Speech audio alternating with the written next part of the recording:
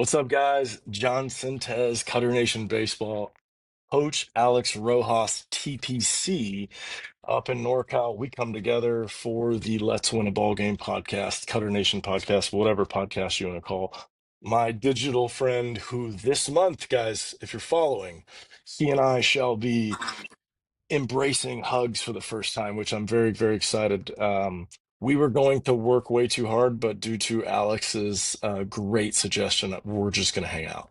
So he's going to come by the shop. He's going to be here.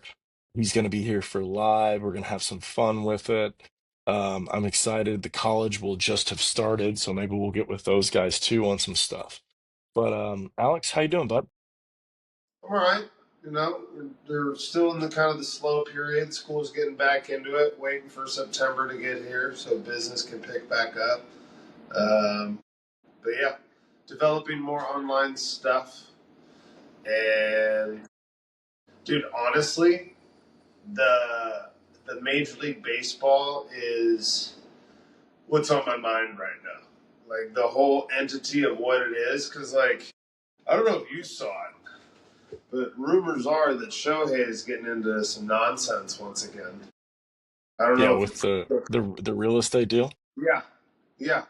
So there's like I've just been thinking a lot about the idea of what the MLB is marketing and stuff like that, and what kids are seeing these days in terms of like what they're being told to be like. I'm just like, hey man, you know what they don't talk about is our TPC has like the NTAS Northwest. Are you familiar with the NTAS series? So I think that's what these kids need to focus on playing for.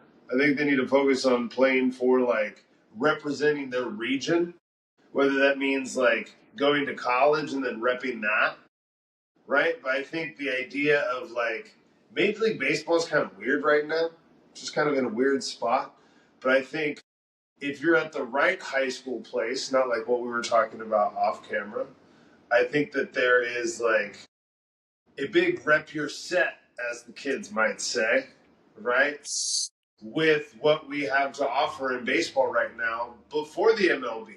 I think the MLB is like we know how good these guys are, but like the cool factor has kind of diminished in my eyes a little bit. It just kind of seems like you guys seem a little bit hedge fundy, a little bit investor. Mm, You know hmm. what I mean? Like, whatever happened to I love him to death, John Crux. You know what I mean? Like that guy eats 7 hot dogs and then goes and plays baseball.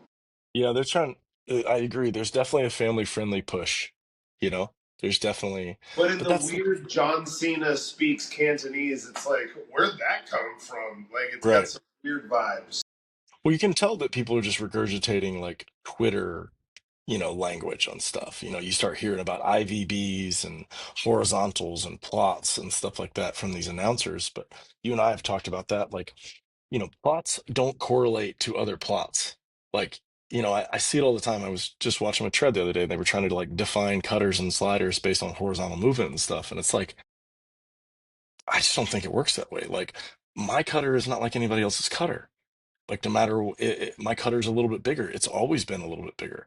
When I throw it less, like the process is like it gets hit, right? So, there's I see spin rates and I see these formulas and we're trying to match guys inside of stuff, but like the approach angle, the extension, like there's too many variables of things that aren't like doing what they're supposed to do, if that makes sense. Like it's it's hard to it's hard to make sure that when you are throwing a particular pitch, that if the guy that is like evaluating it with the TrackMan says it's wrong, but you feel it's right and it moves and it's successful, like the data describing the shape of the pitch doesn't mean that it's not going to get hit.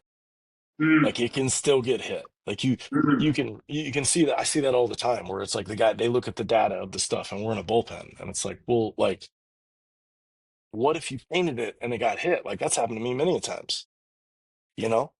Like you throw the splitter and the guy's actually on it and available and ready for it and smacks it. You know what I mean? Dude, we were doing nasty splitters out of the smash, the hack attack Hmm. to the eighth graders. I mean, these things were wipeout, right? But like, they're not unhittable. Some of these eighth graders were running into stuff, right? And it's pretty nasty from a short distance, but it's not unhittable. It's more the idea of, did you see that? I don't know if it was pitching ninja, but you Darvish was like, yeah, I've got like 11 pitches. And just as a hitter, I'm just like, what? Like, that's so much to think about. It's that factor. It's like, I think you're going to throw this, and then you get that shit. And you get whatever one of the other 10 options that you didn't think was going to happen, right? But it's just um, it's not unhittable. It's the unpredictability of baseball that makes it so. You're playing roulette, and some guys just like they get it, and I don't know how else to describe it outside of they just get how it's played, and they did it at an earlier age. Whether that's a strategy thing, or they're super dumb and they're just that good at playing baseball, and they just figured it out way younger. Which I love that the Manny Ramirez, like just like kind of dumb, but like also a genius. That's the because I think it was I don't know who I was having a conversation with. It might have been you a couple years ago doing the podcast, and there was a specific at bat where he like hops in the box and he's like, "What count is it?" And they're like, "He hasn't thrown a pitch." He's like, "Oh shit." Okay, my bad. But he would also like egg on pitchers. He would like swing horribly at a breaking ball, and then the pitcher would get, okay, like I'm gonna throw that again, and then he does, and then Manny would. Yeah, he was definitely willing to strike out his first at bat to make sure that he knew what it looked like and could take advantage of it later. I agree. I saw that many a times. Now I've, let's you put know that what, to a gambling what's interesting perspective. too is I've even heard like hitting coaches, especially down south, where they've said like only swing at the fastball, like don't adjust your swing. I think that's dumb. Just like when you're cheating though. You know, like if you Yeah, have a oh, strike, absolutely. if you have a strike to give, just like Yeah, Manny yeah, yeah. does, like if it was a fastball there, I'm gonna swing it there. And then if it breaks, like, okay, no big deal, you know? But I got to see it. I got to swing at it. I knew that I was that early from what I thought it was. You know, there's a lot of information that goes with a swing and miss like that, you know? Dude, that's funny you say that. I don't know who I was sitting down to in the last week at the facility, but I just remember there was one weekend in college where I got thrown a hanging curveball and I hit it a mile foul, but like foul foul. Like not like, oh, just foul. Like no, it was like over the bleachers, but like a bomb, right? Like way foul. But it was the only curveball I saw the rest of the weekend. So Really? it was like kind of like, okay, that's they just think that I just hit bombs on curveballs. Okay, I just hit straight stuff the rest of the weekend. But it was like a really interesting, just I'll never forget that. It was just kind of like, okay, that was interesting. I just hit a bomb off a curveball, and you guys are just like, we're just not going to mess around with that. Just change ups and fastballs. I think it's the idea of if you can adjust, like to, I would guess the early kitchen sink. Who's doing? There's somebody who's doing the kitchen sink model right now. Is it Paul Skeens? He's just throwing everything in the first inning. Is that him? Uh, yeah, he's doing that for sure.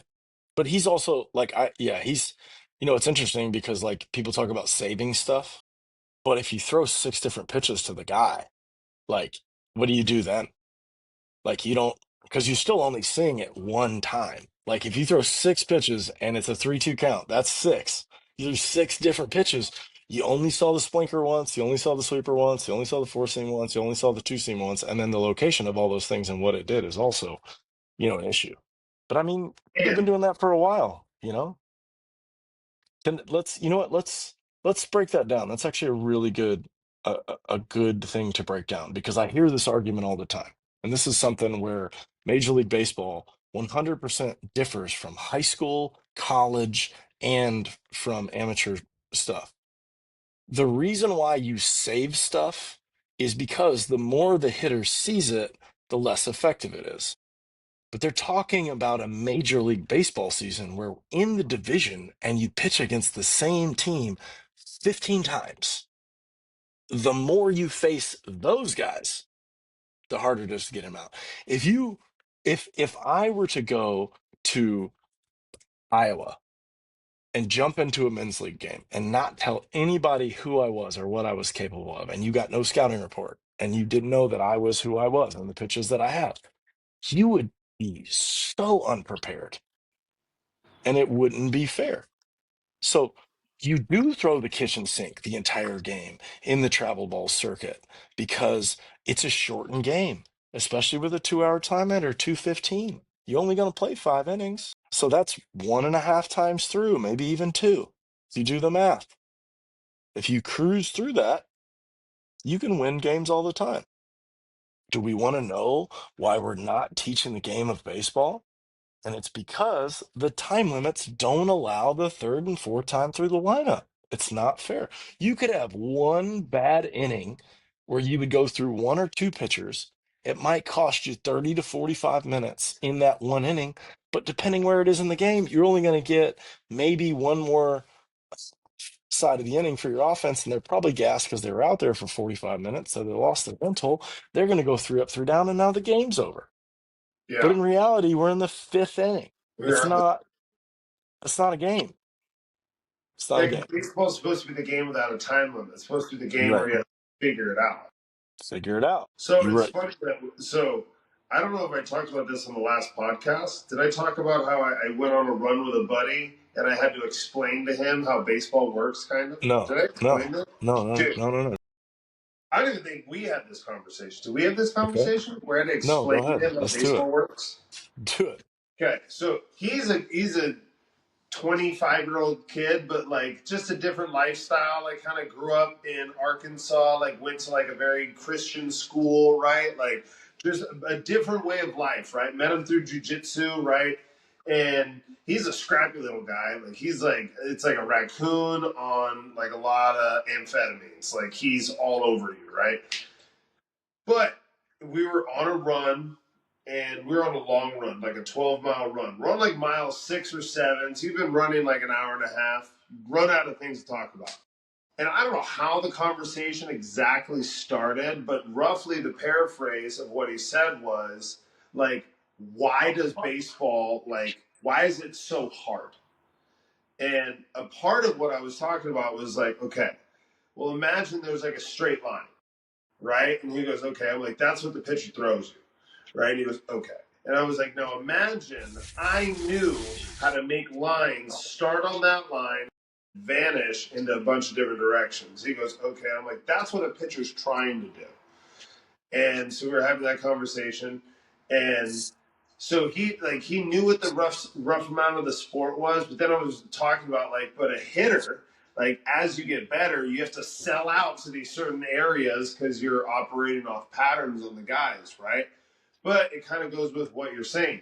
If you have 6 patterns that are just elite, it doesn't matter like in what way that you do it.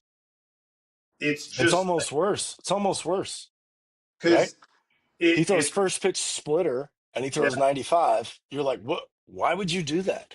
The question up here delays the decision process so much, you know, right? Why would he do that? Is off plan. He didn't throw a first pitch fastball. What?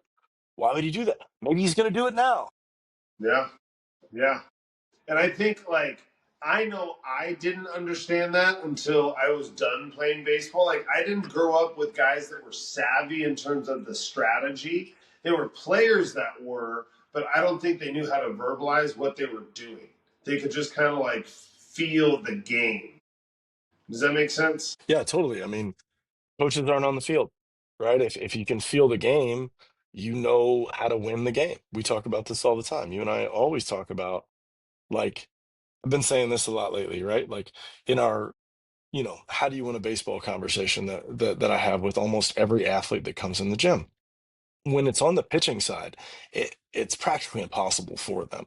They're not putting together the reason why you were almost random, the reason why that you need to kind of throw hard and spin the ball a lot, no matter what pitch it is, right? Or not a lot, or be aware of your spin, or how to control the spin and what it does to the baseball, right? When you can figure those things out and teach them how to use those things to their advantage, now you teach them how to play the game. They play the game the right way to win, which is what it is on the mound, right? Trying to not give up runs. They don't need someone to tell them how to do it. You need to show them, they need to test it. And then the less that you're involved, the interesting thing about the pitch clock, about 20 seconds, that's also something that I've heard from a lot of people that talk about skill development, that like in the short term replication of an athletic movement, 20 seconds after you do the thing, it starts to diminish. And so, Scherzer was at one point, when he was controlling the clock and doing the thing until they had to do the pre all of this, you know, pitch clock stuff, he was throwing pitches like every 11 seconds. And that is just heat for a hitter. You got Max Scherzer painting corners on the knees, and he's running through his sequence faster than you can process. That's why you get all the David Ortiz calling timeout. Juan Soto's timeout. Let's slow it down. Let's get him out of rhythm. A little bit of the college football move in that. And that's why I like the pitch clock. Like, that doesn't help anybody. Mm-mm. Delaying the game is not a good strategy. It may feel like a good strategy, but it is about as weak as it comes, because you're anticipating and hoping that this guy makes a mistake instead of just beating the guy with what he shows. Mm. Same thing when I see all the bunts in youth baseball, guys. You bunted 4 times because you're banking on a snowball fight. That's not real. Four months Eventually, brutal. eventually, the Pumas on the mound really appreciate the outs and can get all of them out. And now you're like, now what? Now what do you do? 4 months is I stupid. We're I not gonna do used to love when people bunted on me. I'd be like, what are we doing? Like bunts it are was, only like bunts are only good if you can guarantee that the guy behind you can drive in the. It's like a slow pitch softball thing. I don't know. Like the more I get, it's like just a weird thing. yeah, they lay it down, they do a drag, they put it in the middle of nowhere. Don't give big old Puma a reason to go take 2 steps, slide, stick his foot in the ground, and throw a rocket, because that's the most fun thing you can do as a pitcher. That's that shortstop stuff they talking about, right? That's the same play. In the hole, knee slide, foot in the ground, throw it. That's the same play as the pitcher. Same play. Slide, knee, doof. Like that's you got that in the bag. If you're an athlete, if you're able to play the game and do the things and understand the threats, you know? So Mm-hmm. the game that's going to be taught, I'm very excited about this junior college situation, because after having a couple conversations with kids, of course, they don't understand how to win the game, you know? And even worse, far too generic with their ideas of strategy, you know? Mm-hmm. Well, So again, real it goes back to like how they're being developed and how they're playing a dominant amount of their games is not the strategic teaching point. Like they're not being taught. Like we're not. I'm going to guarantee 99% of coaches are not doing like a hey, let's recap like what happened. Like overall, like Mhm. why did we make these choices? Like from like overall standpoint, like you're charting all these pitches. You know how fast they're coming in, even at a high school level. Like there's kids in the stands, right? They got pocket radars, right? They know what pitch is coming. So you could actually go back and be like, okay, from a defensive standpoint, what were we trying to accomplish? Why did we go 9 out of 12 pitches that inning were off speed? Why were we doing that? Right? Like I can guarantee a bunch of people aren't doing that. This goes back to like strategy. Who was Clayton Kershaw's best catcher ever? He's had a few. Me, AJ Ellis. Bingo. Right? AJ Ellis would strategize in the hotel rooms with the starting pitcher of the next day, Great job. right? So Love that. he's going over how are we going to attack X, Y, and Z. Like this guy was playing in the NL West when you had Cargo, Troy Tulowitzki on the same Whew. freaking team. You know what I mean? Like they have to talk about like we got to beat those two guys 6 times. And if we get to 8, Lumley's up, and like that's hopeful, but still, it's like you're gonna beat them 8 times. Like Right. fuck, right? And That. then Oh my God. still have Todd Helton hanging out there for a while. So now you've got this donkey as well, right? And that was the pre free agency, got a little wacky. So Colorado was really good back in the day. They really were.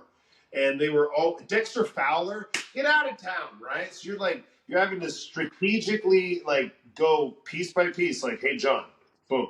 Here's Dexter's spray chart, right? Right. I think we go like it's almost like Phil Jackson. You're doing a triangle offense. It's like we're going to go here, here, here with the ball. If that doesn't work, then we're going to go here, here, here with the ball, and this is how we're going to do it, right? But kids aren't doing that, and that's what the adjustments need to be made in order for you to actually get there. And I'm not saying that because I'm like talking down to the kids. I'm saying that because that's the truth. Like it, most of you guys aren't going to be fully like developed until you're like 22, honestly.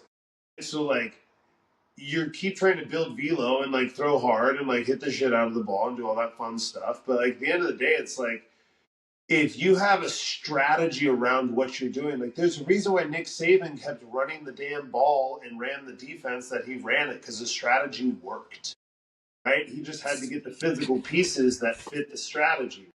It's not the same strategy that Coach O had at LSU when he had Joe Burrow, right? Like that's a Mm-hmm. way different strategy, bro. That's like Mm-hmm. wheeling, Mm-hmm. dealing. Like we're playing. That's like Tennessee baseball. That's like, bro, we got 4 first rounders in our top 4. Like, come get some. Like we're Yeah. gonna bang you out the ballpark, right? But it's the idea of Tony Vitello had an idea of what he wanted. He's not teaching those guys how the game works probably the way they need to have the game work. Does that make sense what I just said out loud? Like Yeah. Uh-huh. Yeah. Yeah. Yeah. he's going to teach them what the game is, but like the way Christian Moore plays baseball and the way that is it not Blake Burke? Is it Blake Burke? Was that his name? The big boy, the first I don't baseman? remember. I don't think that was it. But anyways, the dude from Brentwood, they're playing baseball in a totally different way from a variety of standpoints, right? But like they're both first round or millionaires, right? They're signing for cajillions of dollars, but it's just more the idea of they had a strategy of how to get the game off, and then you could even go to the next position, right? Like we saw Chase Burns' strategy not work in college, and now you're kind of seeing it do the same thing in the pros, and like hopefully he makes the adjustments to where he's as good as he possibly could be, which is incredible, right? The Reds have 3 guys that throw 100. It's nuts, but long-winded. But I think the idea of the matter is like if I had a 16-year-old kid, honestly, and he was a catcher or a pitcher, I would like. I guess this would be my most psycho dad thing I would do. I would just ask the head coach, like, "Hey, can you just give me like his pitching charts?" And I'm just gonna ask him. Like I'd go like pitch by pitch. I'm like, "Hey, this guy hits 380. You threw him 9 fastballs out of like 10 pitches you threw him. You just gonna nut up or shut up on this guy? Like, what was your game plan here?" If my kid goes like, "Yeah, bro, I'm Ricky Bobby. Let's fly." I'm like, "All right, I like it. I like the honesty." But if the kid's like, "Oh, I wasn't really thinking. I was just trying to locate." I'm like, "This dude could have annihilated you.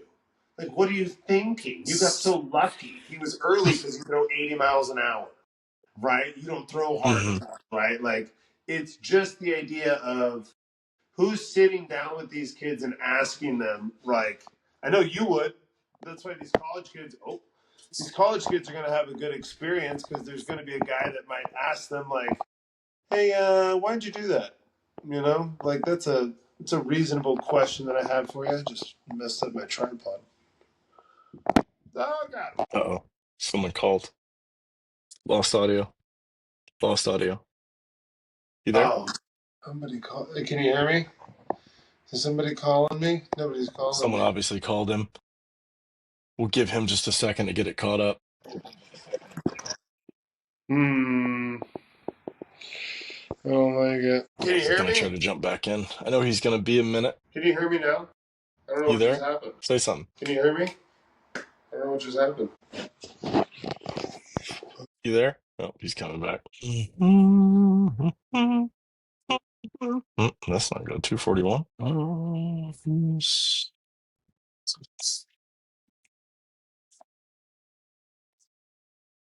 Not good.